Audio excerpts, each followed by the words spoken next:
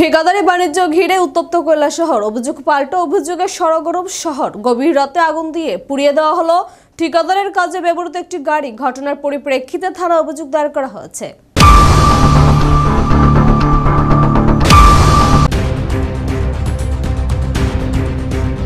কৈলাসহরের ঠিকাদারি বাণিজ্যকে কেন্দ্র করে অশান্তির আবহে ফের এক চাঞ্চল্যকর ঘটনা।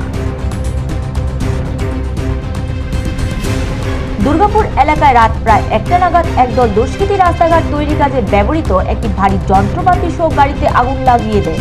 গাড়ির মালিক ঠিকাদার আব্দুল মান্নান দাবি করেন, রাত 1টা নাগাদ দুর্গাপুরের ঠিকাদারি কাজে ব্যবহৃত ভারী যন্ত্রপাতির গাড়িটি দুষ্কৃতীরা পেট্রোল ঢেলে আগুন লাগিয়ে দেয়। এর আগেও তারা কার্পেটিং প্ল্যান্টে হামলা চালায়। সব মিলিয়ে প্রায় 70 লক্ষ টাকার ক্ষয়ক্ষতি হয়েছে।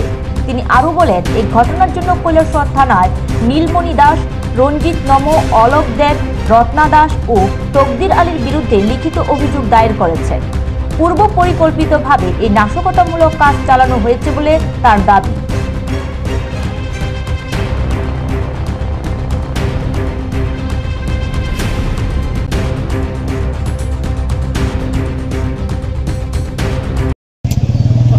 গতকালকে রাত আনুমানিক 1:30-এর সময়, আমি যদিও 2টার পরে খবর পাই, 1:30-এর সময় কতিপয় দুষ্কৃতী, আমি ওদের নামও জানি, বলছি আপনাদেরকে।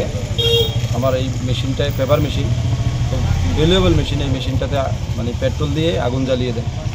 ফায়ার সার্ভিস আসে, আগুন নিভায়, নিভানোর পরে পরবর্তী সময় আবার আগুন লাগায়। 2বার আগুন লাগানো হয়। এখান থেকে 4-5 কিলোমিটার দূরে সিঙ্গির বিলে আমার একটা হট মিক্স প্লান্ট আছে, যেখান থেকে ওই কার্পেটিংয়ের মালগুলি আমরা বানিয়ে আনি।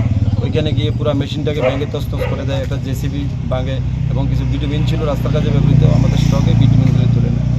এই পরিস্থিতি গত 3 মাস ধরে আপনারা জানেন, আমার থেকে আরও বেশি আপনারা মিডিয়ার বন্ধুরা জানেন কি পরিস্থিতি কৈলাসহরের মধ্যে চলছে। অফিসে ঢোকা যায় না, টেন্ডার নিয়ে ঝামেলা। আমরা যারা বড় বড় কাজের সঙ্গে যুক্ত, ছোটো বড়ো কাজে আমরা ইন্টারফেয়ার করি না। কোনো অফিসে আপনি ঢুকতে পারবেন না। গত কিছুদিন আগে মোটর বাইক জ্বালিয়ে দেয়। আজ পর্যন্ত কে জ্বালিয়েছে, দিনের দুপুরে মোটরসাইকেল জ্বালালো, কোনো নাম দাম কিচ্ছু নেই। এই পরিস্থিতিতে দুষ্কৃতীরা একটার পরে একটা ঘটনা করছে। গতকালকে বিকাল থেকেই আমাকে থ্রেট, আমাকে মেরে ফেলবে, আমার বাড়ি ভাঙবে, নাহলে মেশিন জ্বালাবে।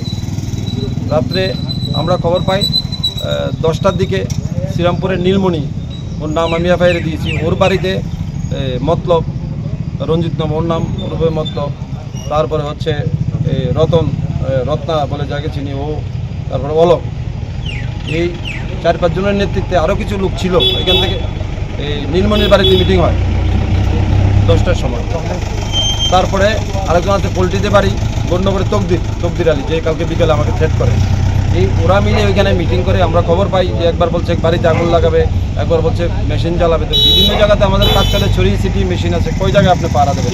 এই পরিস্থিতিতে রাত্রেবেলা 1:30টার সময় আগুন লাগিয়ে দেয়। এখান থেকে আগুন লাগিয়ে পরবর্তী সময়ে সিঙ্গির বিলে আমার যে প্লান্ট আছে, প্লান্টটা ভেঙে চুরমার করে দেয়, একটা জেসিবি ভাঙে। এই অরাজকতা কৈলাসহরে চলছে। আপনাকে কিভাবে ঠেট? ওসির কাছে আমরা বাই নেম, ফোন নাম্বার সহ দিয়েছি এবং ফেসবুকে বিভিন্নভাবে যে লেখা, এগুলিও আমরা পুলিশকে ইনভেস্টিগেশন আমরা দেবো। এখন ঘটনা হচ্ছে, এই পরিস্থিতিতে শহরে যারা শুভবুদ্ধি সম্পন্ন মানুষ, কেউ রাস্তা দিয়ে চলাফেরা করতে পারে না। আজকে 15 দিন 20 দিন ধরে রাস্তা জাম করে ওরা বসে থাকে, অফিসে ঢোকা যায় না।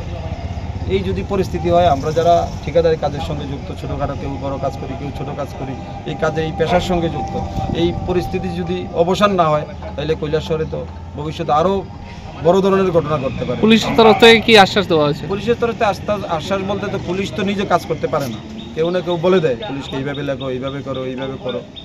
এগুলি তো চলছে। তার মানে বলতে চাইছেন যে পুলিশ নিরপেক্ষ নয়?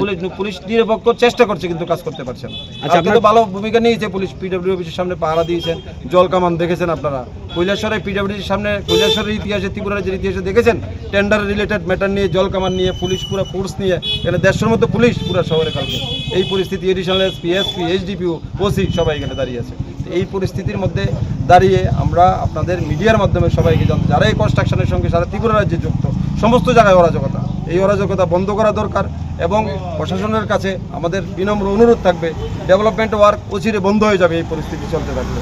এই পরিস্থিতি শুধু এইখানে না, সর্বত্র আছে। আজকে কৈলাসহরে এটা আরও বেশি মাথাছাড়া দিয়ে উঠছে, কারণ যারা অপরাধ করছে ওরা অ্যারেস্ট হয় না, যারা অপরাধী ওদেরকে পুলিশ খুঁজে বের করতে ইচ্ছা থাকলেও পারছে না বের করতে। গাড়িটার দাম কত? 55 লক্ষ টাকা। তো আপনারা জানেন মেশিন তো আর কেউ ক্যাশ টাকা দিয়ে কিনে না, ইনস্ট্রুমেন্টে গিয়ে প্রায় 70-80 লাখ টাকা মেশিনের দাম পড়ে। আমার প্লান্ট ওইখানেও প্রায় 15-20 লাখ টাকার প্রতি, সব মিলে প্রায় 70 লক্ষ টাকার আমার মানে ফিনান্সিয়াল লস ওরা করেছে। প্লাস মেশিন চাইলেই তো ঠিক করা যায় না, আনা যায় না। রাস্তার কাজ এখন বন্ধই, ফাইতুল বাজার এই গুরুত্বপূর্ণ রাস্তার কাজ এখন কবে রাস্তা শেষ হবে, কবে কী হবে বুঝতে পারছি না।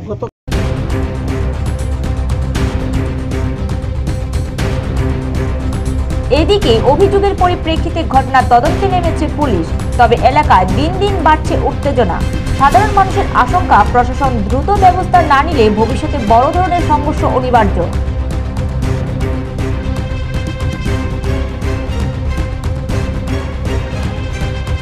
নিজস্ব প্রতিনিধি রিপোর্ট, এশিয়ান টাইমস।